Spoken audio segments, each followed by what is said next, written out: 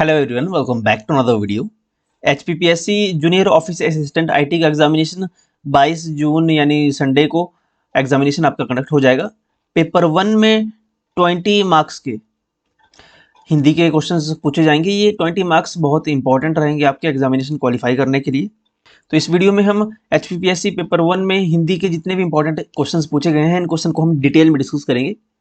Examination से पहले इस वीडियो को जरूर देख लीजिएगा। ये क्वेश्चंस आपके HPRC, TGT और JBT कमीशन के लिए और JBT टैट के लिए भी महत्वपूर्ण रहेंगे। शुरुआत करते हैं फर्स्ट क्वेश्चन से।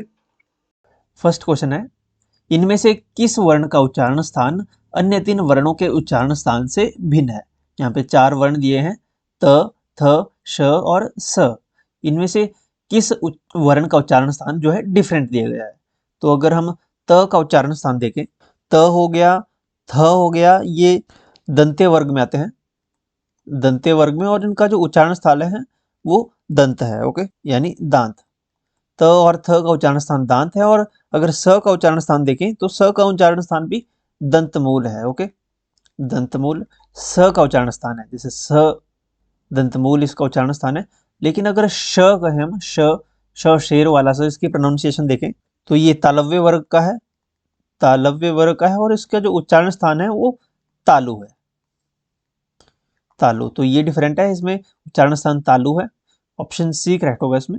उच्चारण स्थान याद रखने का सिंपल तरीका ये है, आप वर्णमाला का जो फर्स्ट लेटर है, जैसे क वर्ग का क, फिर च, फिर ट, फिर त और प, क च ट त प, इनको अगर याद रखें आप तो पहला क वर्ग है, च वर्ग, ट वर्ग, त वर्ग और प वर्ग। तो सबसे पहले कंठ, फिर तालु, मूर्धा, दंत्य और लास्ट में ओष्ठ। कंठ, तालु, मूर्धा, दंत, ओष्ठ, इस प्रकार से आप याद रख सकते हैं।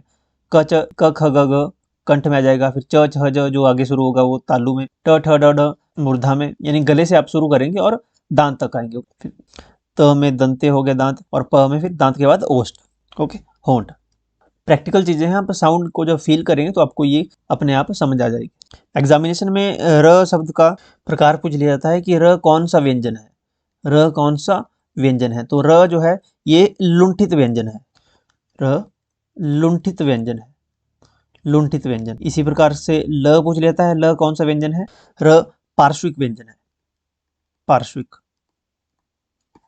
जब आप र की प्रोनाउंसिएशन करते हैं तो आपकी जीभ ऐसे स्लिप होती है, नीचे की ओर आती है, लुढ़क जाती है आपकी जीभ, जैसे र बोलते हैं, र आपकी जीभ ऐसे लुढ़कती होती है, नीचे की तरफ आती है। ल बोलते हैं आप, ल, जब ल प्रोनाउंसिएट करते हैं आप तो आपके जीभ के साइड में से हवा निकलती है, ल बोलते हैं। जो जीभ दंत के मूल में, जब इसका उच्चारण स्थान दंत मूल है तो दांत के मूल में जीभ टच होती है, जो साइड से स्पेस बचता है वहां से हवा निकलती है, तो जिस कारण इसका नाम है, जो व्यंजन है, इसे पार्श्विक व्यंजन कहते हैं। ओके, र को लुंठित व्यंजन।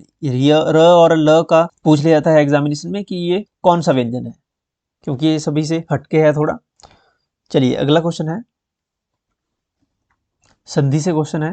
उल्लास में कौन सी संधि है।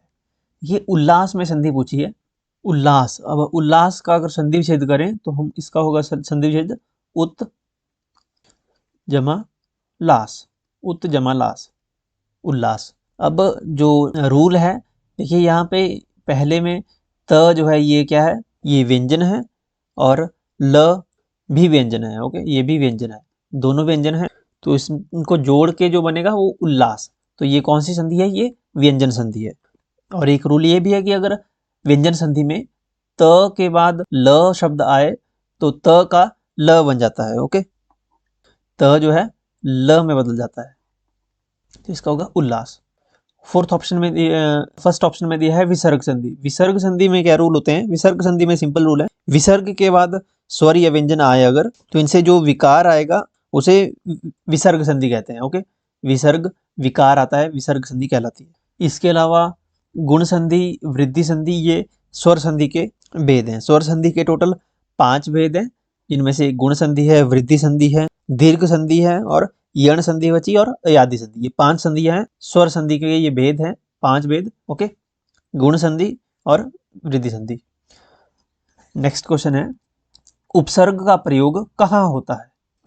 बिल्कुल बेसिक क्वेश्चन है। उपसर्ग का प्रयोग, उपसर्ग का प्रयोग शब्द के आगे होता है, और एक होता है प्रत्यय। प्रत्यय का उपयोग पीछे होता है।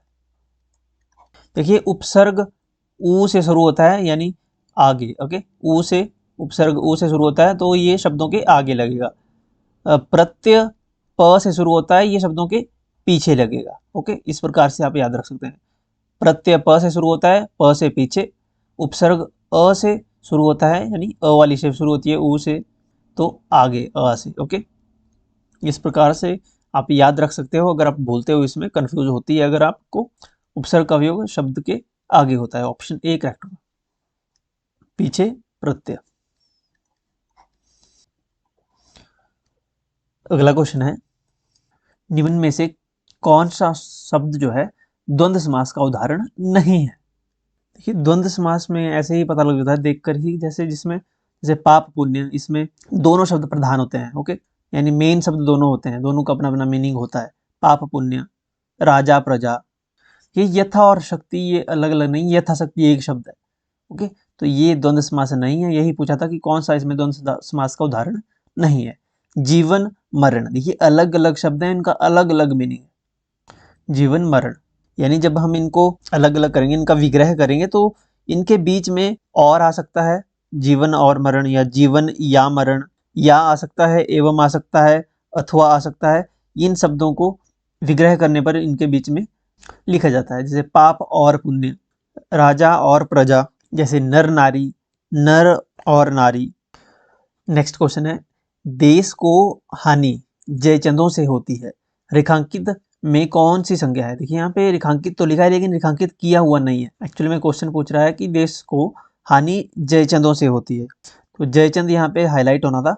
जयचंद जो वर्ड है इसमें कौन सी संज्ञा है जयचंदों में?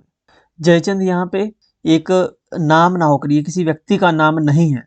ओके, अगर व्यक्ति का नाम होता तो ये व्यक्तिवाचक संज्ञा कहलाती थी। ओके, व्यक्तिवाचक संज्ञा की कैटेगरी में आना था। लेकिन यहाँ पे जयचंद जो वर्ड इस्तेमाल हुआ है इसका मतलब है गद्दारों से, यानी विश्वासघाती लोगों से। इस देश को हानि विश्वासघाती व्यक्तियों से है, गद्दार लोगों से है, तो इस शब्द का यहाँ पे उपयोग, जयचंद का उपयोग विश्वासघाती लोगों को कहने के लिए इसका इस्तेमाल किया गया है। तो जयचंद यहाँ पे व्यक्तिवाचक संज्ञा ना होकर ये एक जातिवाचक संज्ञा कहलाएगी। ओके, जातिवाचक संज्ञा है इस पर्टिकुलर सेंटेंस में, जातिवाचक, यानी ऑप्शन ए करेक्ट होगा। देखिए यहाँ पे जो क्वेश्चन पेपर में अंडरलाइन कोई भी यहाँ पे वर्ड नहीं दिया था, तो ये क्वेश्चन स्क्रैप कर दिया गया था। अगर यहाँ पे जयचंद ही अंडरलाइन होता तो इसका जातिवाचक करेक्ट ऑप्शन है।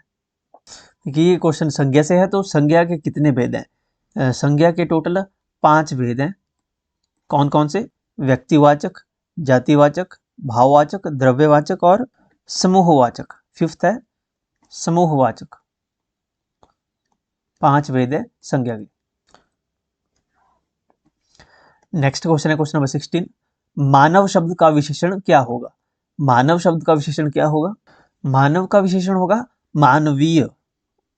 मानव का मनुष्य नहीं होगा, मानव का मनुष्य तो इसका पर्यायवाची हो जाएगा। ओके, पर्यायवाची, ये तो इसका विशेषण नहीं है, ये पर्यायवाची है। मानवता नहीं होगा, मानव का मानवीय जो है करेक्ट विशेषण है इसका। विशेषण यानी एडजेक्टिव। विशेषण के टोटल भेद जो हैं वो हिंदी में 4 भेद है। कितने भेद है? टोटल 4 भेद है विशेषण के। कौन कौन से हैं?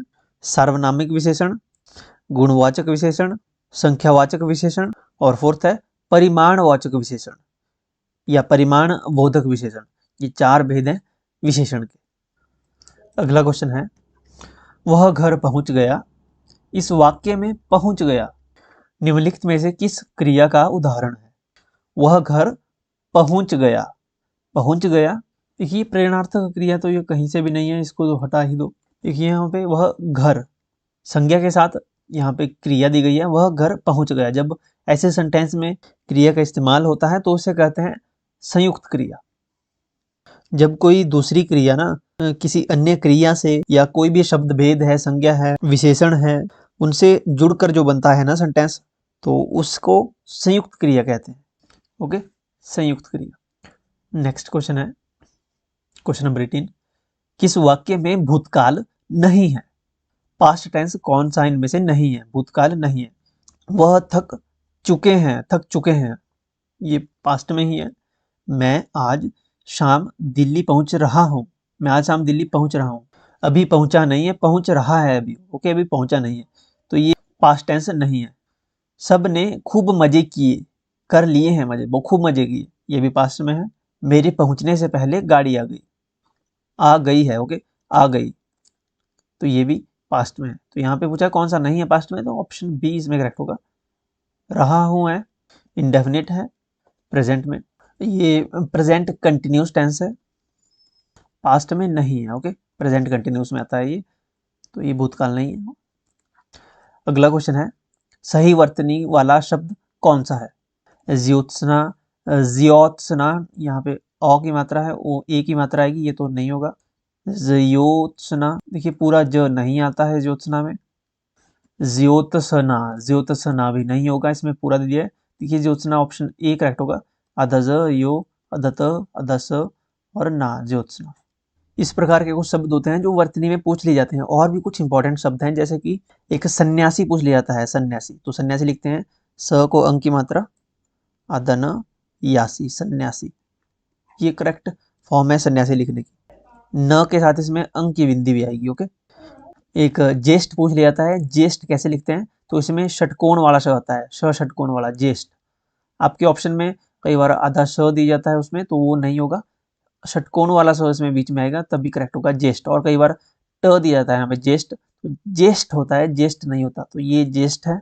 इसके अलावा एक स्थाई भी पूछ लिया जाता है कई बार, स्थाई करेक्ट फॉर्म स्थाई लिखने की, स था और य को बड़ी कीमत है, स्थाई, स्थाई ऑप्शन में ये भी दे दिया जाएगा, लेकिन ये नहीं होगा, ये स्थाई गलत है, स्थाई का ये करेक्ट है, ओके। एक श्रृंगार वर्ड है, ये भी इंपॉर्टेंट है, श्रृंगार, ओके, इस प्रकार से श्रृंगार लिखा जाएगा, ये करेक्ट फॉर्म है। ऑप्शन में आपके पास ऐसे भी दे दी जाएगा, श्रृंगार, श्रृंगार, देखिए ये नहीं होगा, करेक्ट फॉर्म है सिंपली इस वाला, ये वाला, ओके, ये करेक्ट है, ये गलत है। गंगा गए गंगादास, जमुना गए जमुनादास, इस कहावत का अर्थ क्या है। गंगा गए गंगादास, जमुना गए जमुनादास, देखिए गंगा और जमुना इसमें शब्द दिए गए हैं, तो उसको तीर्थ यात्री या तीर्थ से मत जोड़िएगा, इससे तीर्थ से कोई लेना देना नहीं, ये एक कहावत है, एक मुहावरा है।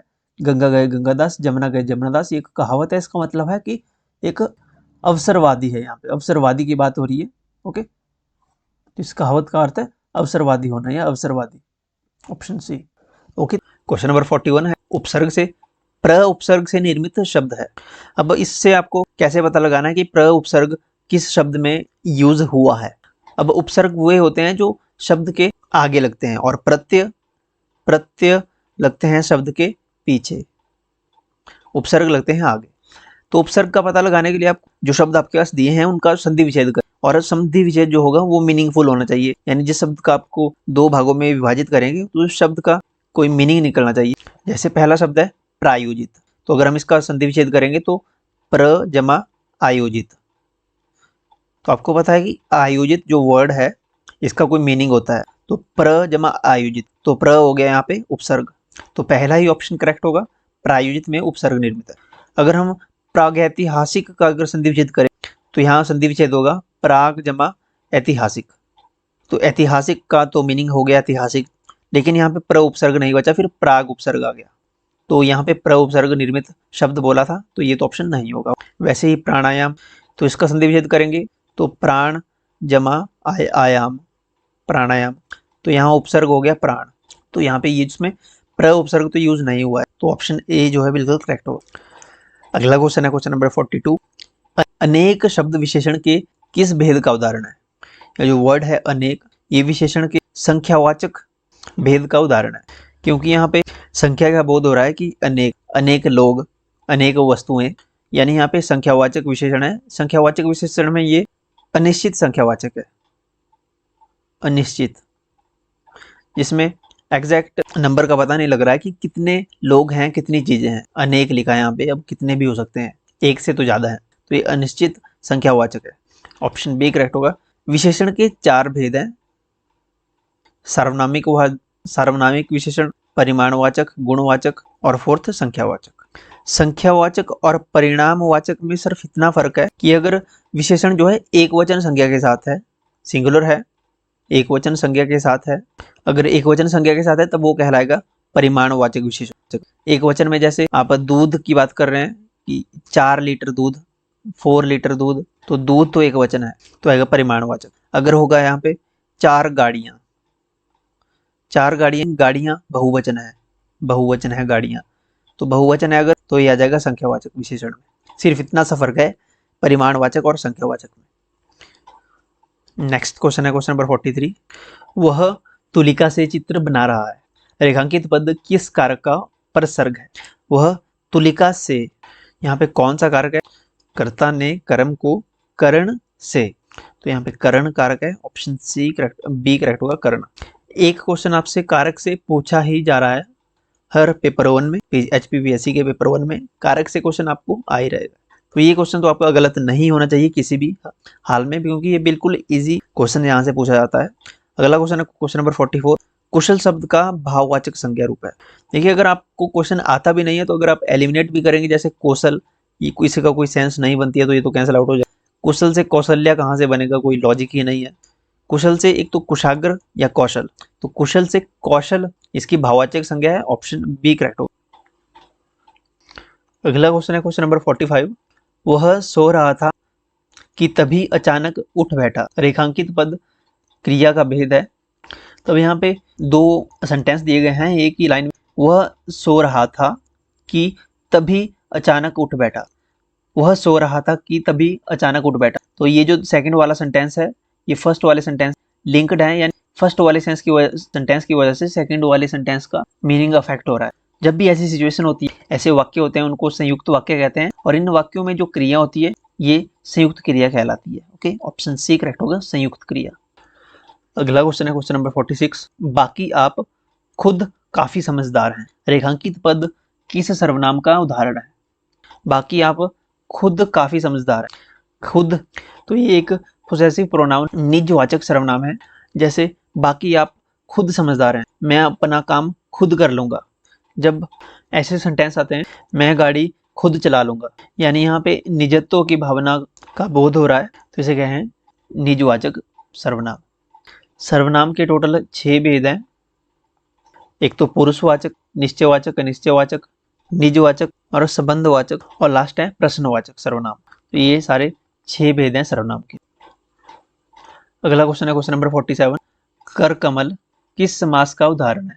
तो कर कमल का अगर हम समास विग्रह करेंगे तो इसका कमल रूपी कर, कमल के समान है जिसके कर, यानी हाथ। अब ऐसा वाक्य जिसमें पहला पद विशेषण है, कमल विशेषण है, और दूसरा विशेष्य है कर, तो ऐसे समास कहलाते हैं कर्मधारय समास, यानी कमल के समान है जिसके हाथ, कर्मधारय समास।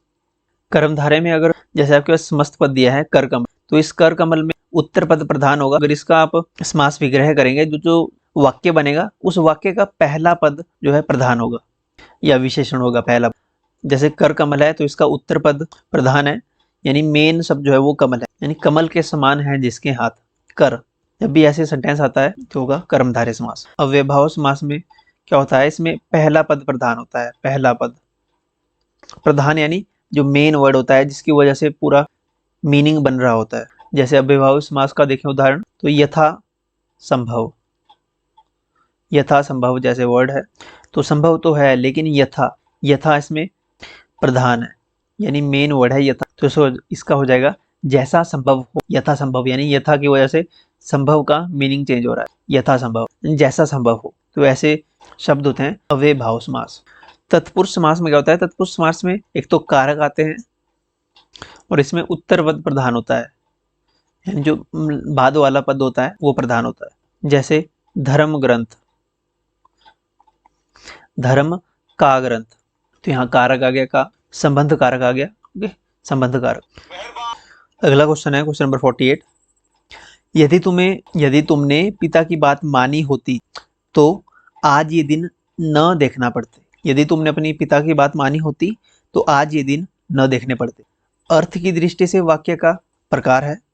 अब ऐसे वाक्य जिनमें संकेत या शर्त का बोध होता है, जैसे यदि ये होता तो आज ये होता, यदि तुमने पिता की बात मानी होती तो आज ये दिन न देखने पड़ते, यानी कंडीशनल सेंटेंस जितने भी होते हैं वे संकेतवाचक की कैटेगरी में आते हैं। ओके, संकेतवाचक ये वाक्य का प्रकार है अर्थ की दृष्टि से। अर्थ की दृष्टि से वाक्य के 8 प्रकार हैं, 8 भेद हैं। कौन कौन से हैं? संदेहवाचक, विस्मयादिबोधक, संकेतवाचक, इच्छावाचक, निषेधवाचक, प्रश्नवाचक और आज्ञावाचक। और निषेधवाचक शायद हमने बोल दिया। तो ये 8 प्रकार हैं अर्थ की दृष्टि से वाक्य के। विस्मयादिबोधक में तो सिंपल है कि एक्सक्लेमेटरी साइन आ जाते हैं, जैसे इस प्रकार के। संदेहवाचक वाक्यों में संदेह की संभावना जो है व्यक्त होती है, जैसे हो सकता है कि आज बारिश हो जाए, यानी संदेह है। इच्छावाचक सेंटेंस कौन से होते हैं? जिन वाक्यों में हम अपनी इच्छा व्यक्त करते हैं, या हम किसी को विश करते हैं, शुभकामनाएं देते हैं, या किसी को आशीर्वाद देते हैं, तो वो इच्छावाचक वाक्य की कैटेगरी में आते हैं। जैसे हम बोलते हैं कि गॉड ब्लेस यू, भगवान तुम्हारा भला करे या तुम्हारा भला हो, तो वो इच्छावाचक वाक्य है। जैसे आज मैं जूस पीऊंगा, तो ये भी मेरी इच्छावाचक सेंटेंस है, इच्छावाचक वाक्य है, इसमें अपनी इच्छा व्यक्त कर रहा हूँ। तो इस प्रकार के सेंटेंस इच्छावाचक वाक्य में आते हैं। अगला क्वेश्चन है क्वेश्चन नंबर 49। कार्यक्रम को सफल बनाने के लिए सभी छात्रों ने फिलिंग द ब्लैंक्स रिक्त स्थान की पूर्ति हेतु उचित विकल्प चुनिए। कार्यक्रम को सफल बनाने के लिए सभी छात्रों ने क्या किया? आसमान सर पर उठा लिया, या एड़ी चोटी का जोर लगा दिया, उलट फेर कर दिया, या धज्जियां उड़ा दी। कार्यक्रम को सफल बनाने के लिए छात्रों ने खूब मेहनत करी, यानी एड़ी चोटी का जोर लगा दी। सफल बनाने के लिए किसी चीज में सफल होने के लिए आपको मेहनत करनी पड़ती है, परिश्रम करना पड़ता है। परिश्रम करना यानी एड़ी चोटी का जोर लगा देना। तो उस कार्यक्रम को सफल बनाने के लिए सभी छात्रों ने एड़ी चोटी का जोर लगा दिया। ओके, यहाँ पे एक और लोकोक्ति दी गई है, आसमान सर पर उठाना। आसमान सर पर उठा लिया, यानी आसमान सर पर उठाना। तो इस लोकोक्ति का जो अर्थ है वो है आसमान सर पर उठाना, यानी बहुत शोर करना, बहुत उद्यम चीख चिल्लाना। ओके, ये होता है आसमान सर पर उठाना, यानी बहुत अधिक उत्पात मचा देना। नेक्स्ट क्वेश्चन है क्वेश्चन नंबर 50। यहाँ अलंकार से पूछा गया क्वेश्चन, कबीर सुई पीर है जो जाने पर पीर। किस अलंकार का उदाहरण है? कबीर सुई पीर है जो जाने पर पीर। तो इस अलंकार में, इसमें कौन सा अलंकार है, किस अलंकार का उदाहरण है? तो इस सेंटेंस में पीर वर्ड जो है 2 बार यूज हुआ है। आपको पता है कि जब किसी पंक्ति में 2 शब्दों का, एक ही शब्द का 2 बार यूज हुआ है और दोनों बार इनके मीनिंग चेंज हो रहे हैं, जैसे यहाँ पे पीर का मतलब है संत, पीर का मतलब है संत, और एक पीर है। ओके, तो 2 मीनिंग आ रहे हैं।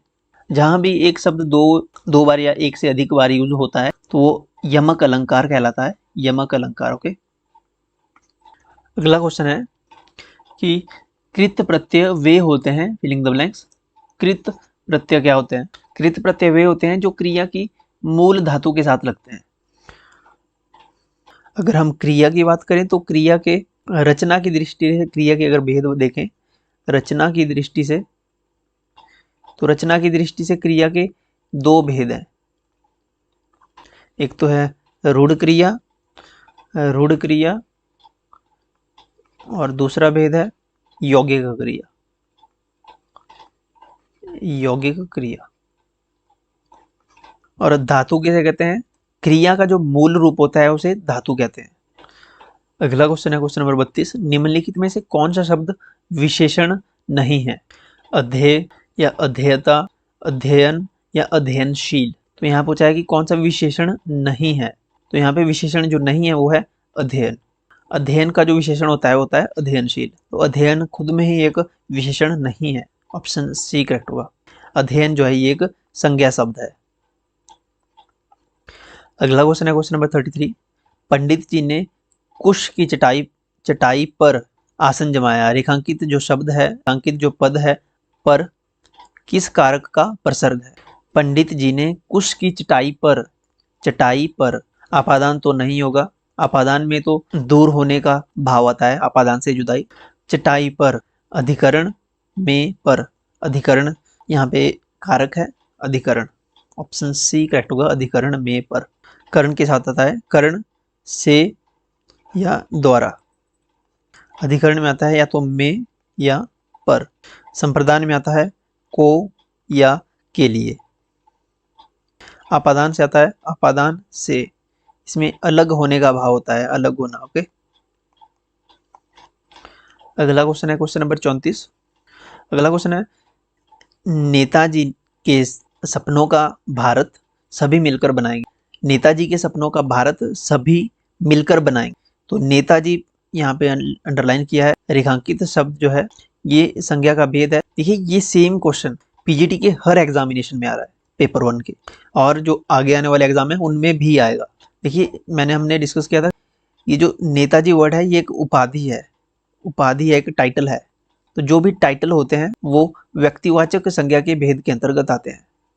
जैसे नेताजी, अभी एक एग्जामिनेशन में पूछा था लौह पुरुष, तो लौह पुरुष भी व्यक्तिवाचक संज्ञा के स्थान में आएगा। ओके, एक एग्जामिनेशन में पूछा गया था महात्मा, महात्मा भी व्यक्तिवाचक संज्ञा का भेद है। सिर्फ शब्द चेंज करते हैं, क्वेश्चन सेम रहने वाले हैं आपके जो एग्जाम होंगे उनमें भी। जितनी एनालिसिस की है हमने, ये जो एग्जाम हुए इनकी, तो क्वेश्चन सेम रहेंगे, सिर्फ इनका शब्दों में आगे पीछे हेराफेरी कर देते हैं, बाकी सेम रहता है। अगला क्वेश्चन है क्वेश्चन नंबर 35। इस जमीन के नीचे कुछ दबा पड़ा है। रेखांकित पद सर्वनाम का भेद है।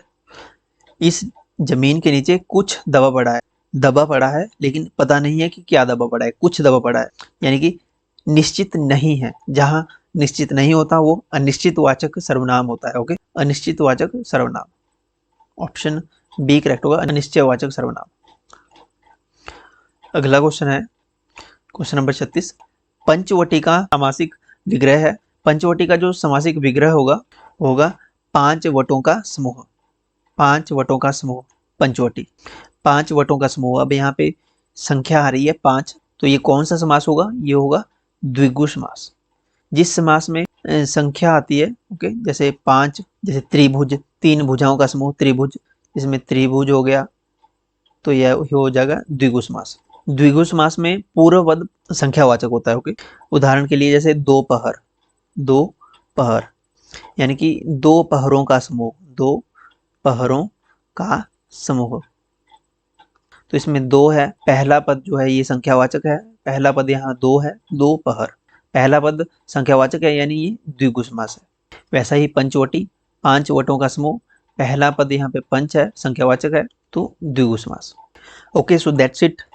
लास्ट क्वेश्चन मैं पूछूंगा आपसे, यह कौन सा सर्वनाम है? ये जो वर्ड है यह कौन सा सर्वनाम है? निश्चयवाचक सर्वनाम है या निजवाचक सर्वनाम है, संबंधवाचक सर्वनाम है या प्रश्नवाचक सर्वनाम? कौन सा सर्वनाम है ये? यह कमेंट सेक्शन में लिखिए अपना answer. Okay, so that's it. आप हमसे जुड़ सकते हो टेलीग्राम, व्हाट्सएप, इंस्टाग्राम पे। अगर आपका कोई क्वेश्चन है, कोई क्वेरी है, तो आप इंस्टाग्राम पे हमें मैसेज कर सकते हो। पीडीएफ्स सभी प्रकार की आपको हमारे टेलीग्राम चैनल पे अवेलेबल हो जाएगी, वहाँ से आप डाउनलोड कर सकते हो। चैनल अगर आपने सब्सक्राइब नहीं किया है तो मेक श्योर चैनल को सब्सक्राइब कर लें। वीडियो को लाइक करके अपना फीडबैक कमेंट सेक्शन में लिख सकते हो। Thank you.